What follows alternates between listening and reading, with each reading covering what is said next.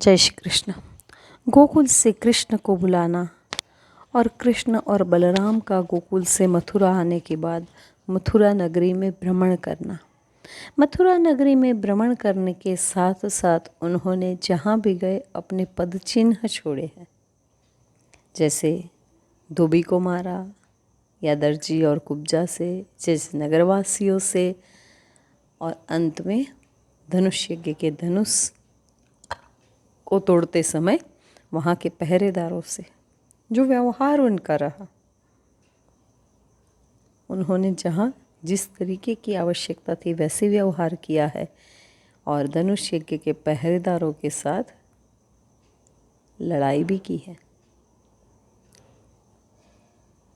तो ये सारा संदेश कंस तक गया है और कंस मन ही मन इन सब से डरा है। जब कंस को डर लगा तो उसने अपने दुष्ट साथियों के साथ फिर एक बार बैठना ज़रूरी समझा। अपनी योजना पर, उस फुल प्रूफ प्लान पर एक बार फिर से चिंतन किया गया और नहीं, प्लान सही है, उसमें कहीं कोई गड़बड़ी नहीं है और चाहें तब भी कृष्ण और बलराम इस प्लान से बच नहीं सकते। जिंदा गोकुल से आ तो गए, वापस जिंदा नहीं जा सकते। इतनी सारी तैयारी करने के बाद अब कंस से कहते हैं उनके साथी, महाराज आराम से सो जाइए, कुछ नहीं होगा, कल सब ठीक हो जाएगा। अब कंस को आराम से सोना है, क्योंकि आज की रात अंतिम रात है। किसके लिए? कृष्ण या कंस? आगे देखते हैं। वो अंतिम रात, चैन और सुकून की रात, की उत्तेजना और असमंजस की रात, क्योंकि अपनी योजना उसके हिसाब से फुल प्रूफ होने के बाद भी कंस की योजना के भव्य किले की कंकड़ियाँ कृष्ण ने गिराई तो थी। धोबी का मरना और दर्जी कुब्जा व नगरजनों का कृष्ण के प्रति नरम व सकारात्मक व्यवहार उसने जाना तो था। धनुष यज्ञ का धनुष टूटा तो था और एक तरह से ये करके कृष्ण ने कंस को चुनौती तो दी ही थी, या यूं कहिए कि कंस की चुनौती को स्वीकारा था। जैसे कह रहे हो, कृष्ण जो कर सकते हो कर लो, मरना तो तुम्हें मेरे हाथों ही है और मैं आ चुका हूँ। नींद कैसे आएगी? अरे उससे तो समझ में भी नहीं आ रहा होगा कि कृष्ण को मारने का जो फुल प्रूफ प्लान उसने बनाया है वो उसकी समझदारी है या कृष्ण को गोकुल से बुलाना बेवकूफ़ी। अपने प्लान को लेकर उसे खुश होना चाहिए या कृष्ण से डरना चाहिए? क्या होगा कल? वो अपनी मौत को जीतेगा या फिर मौत जीत जाएगी? इतनी उलझन, इतनी असमंजस। महाराज कंस की रात करवट बदलते ही कटी होगी। पर दूसरे दिन प्रातः का माहौल फिर खुशनुमा था। नगरजन एवं गोकुलवासी रंगारंग कार्यक्रम देखने की उत्सुकता में जमा होने लगे थे। कंस के पहलवान तैयार थे, द्वार पर कुवलियापीड़ भी तैयार था। महाराज कंस अपने आसन पर विराजित हो चुके थे कि जिसकी प्रतीक्षा थी वो सबको,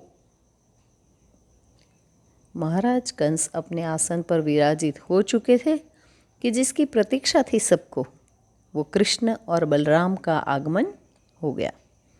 सभी को प्रतीक्षा थी का मतलब ये कि दुष्ट मंडली दोनों भाई की मौत की प्रतीक्षा कर रही थी और आम जनता तारणहार के हाथों इस दुष्ट की मृत्यु चाह रही थी।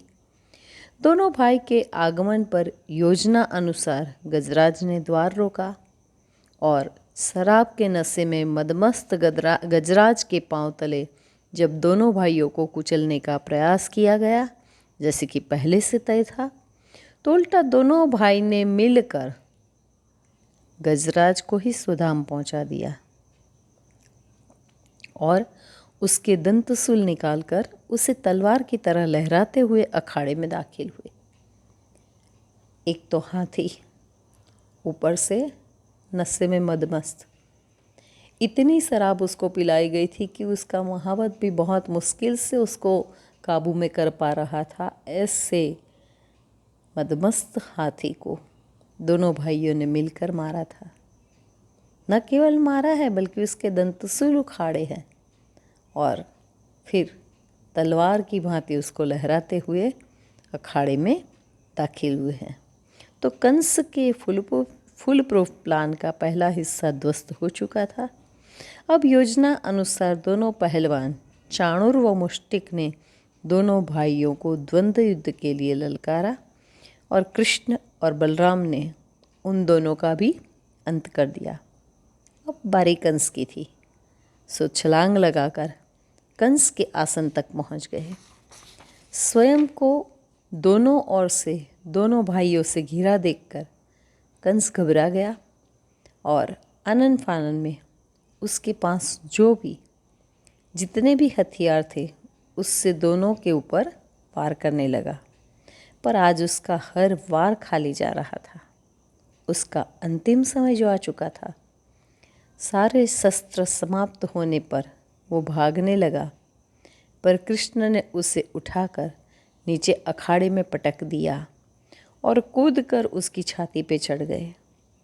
अपने नन्हे हाथों से मुष्टि का प्रहार कर कृष्ण ने कंस को यमलोक पहुंचा दिया और इस तरह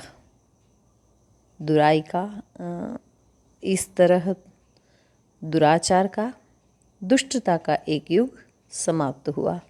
जय श्री कृष्ण।